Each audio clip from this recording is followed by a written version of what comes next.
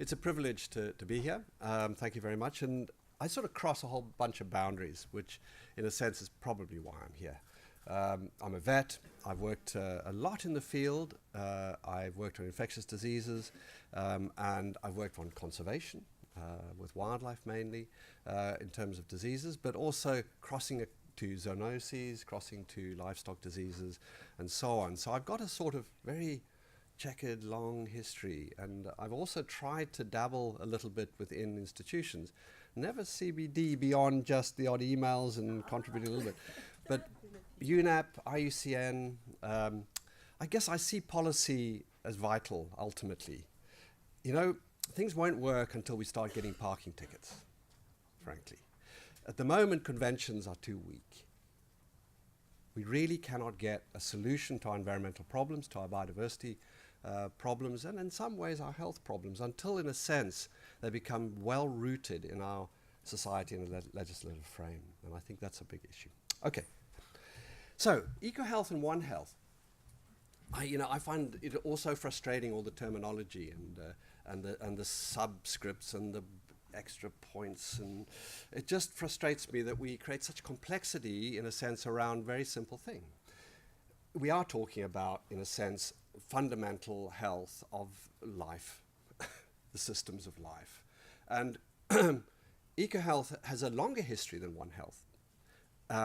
Ecosystems health is older than that. One Medicine goes back to the 1700s. People have thought about cross-sectoral cooperation for a long time, but it's difficult to achieve in fact.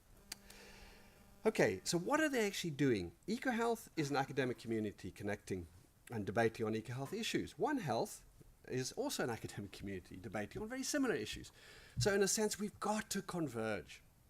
It really is essential that we converge. I think out of the processes which the tripartite agreement and CDC and so on helped promote, giving a sort of definition, some sort of definition, I thought was quite good, actually. The second part of it, in a sense, is what everybody else is doing in a way, promoting these things. But this idea of, improving health and well-being for everything, in a sense. So well-being of animals, well-being of plants, well-being of people.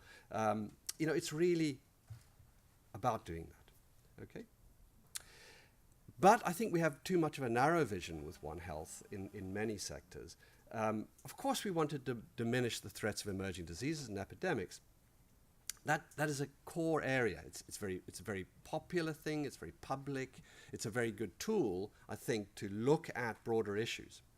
But I would like to see it within a vision that covers public health, animal health, food safety, food security, livelihoods, improving, particularly for poor people, vulnerable people, and gender issues here are very, very big.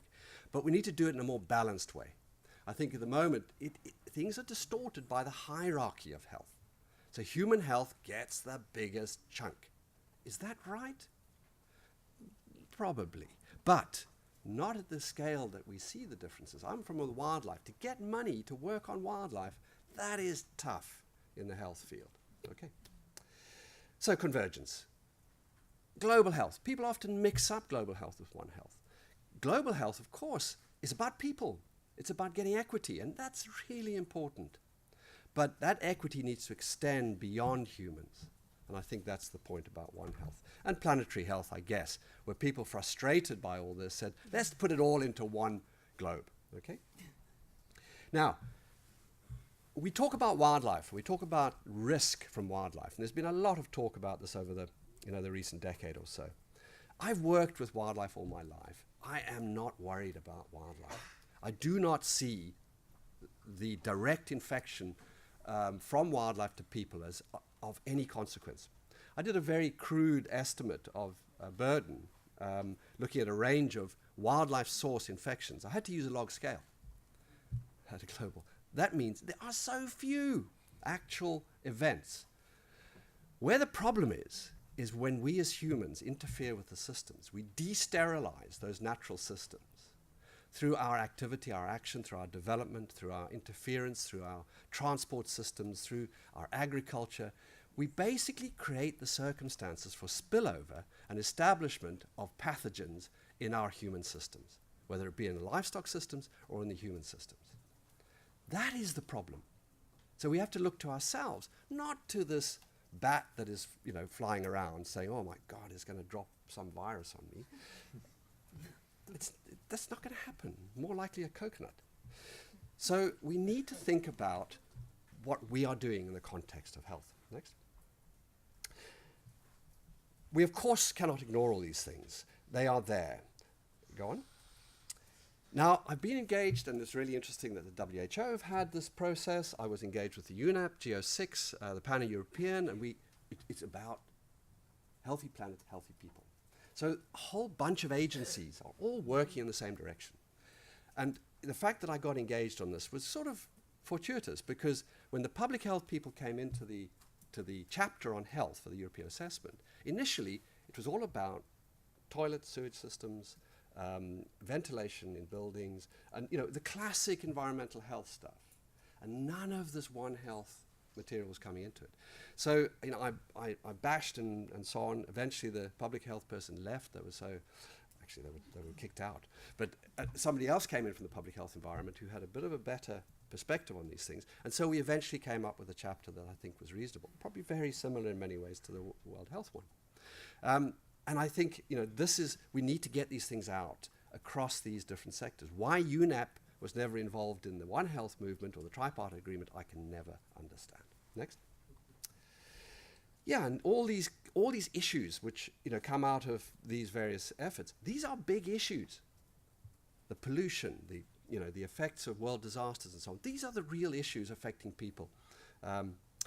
Bacterial proliferation rates, I just want to spend a minute on this, because I think we are seeing a real transition taking place. I work on this problem with Saiga antelope in Central Asia, where we lost, you can see a picture here, okay, we took.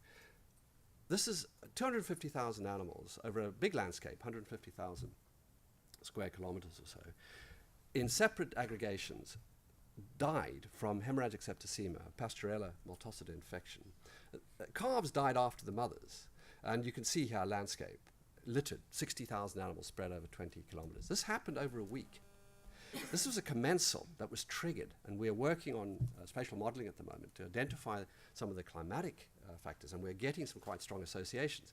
So we are seeing bacterial proliferation directly linked to climate change. I'm going to the Yamal Peninsula in a month, where this anthrax outbreak has taken place. Again, the hottest summer in the Arctic ever recorded last year, and we had a massive epidemic, including humans. We are seeing changes, fundamental changes in bacterial proliferation rates. So this is important. We need to think about it, okay? Vector-borne diseases. I thought I'd switch this off, but anyway. Okay. Sorry.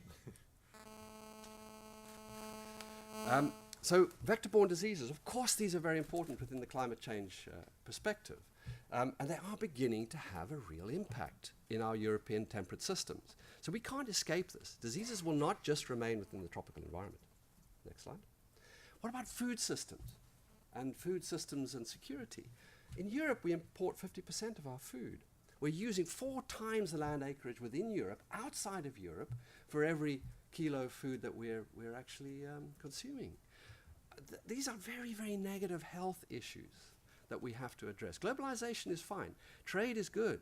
But we've got to rationalize how we do these things, because we actually are sucking the lifeblood out of other continents just to maintain our body weights. So, burden of disease now is shifting to non-communicable diseases to a large extent. So our development pathway from A to B, we all think is the perfect pathway. Is it really the right pathway? Are we really getting to a point where we are getting a healthy society and with good well-being? Next slide. Land degradation that's going with this agricultural system. We are putting infrastructure on the best soils. Think of London in the Thames Valley. We have saved our soil for the future. Maybe. Next slide. Okay, lots of other problems. How to implement One Health in practice. I'm getting out. I think we need to just go back one slide and I'll stop there. How do we get practice out of One Health? We've got to get more proof of concept. So where the research comes in, we've got to demonstrate that, yes, it does really produce a positive result. We've got to teach more of the principles. We've got to get common understanding of those principles. At the Royal Vet College now, with the London School of Hygiene, we've had a master's for 4 years. And it's going well. And we're seeing, and people are really dynamic and energetic, and they're now going into jobs where I think they will help. So I think that's really important. I think we need intervention programs in health where we actually use transdisciplinary teams, so around challenges and problems. And I think in conferences, publications, of course, we need to give a balanced view of One Health. And this is an example of that. Thank you.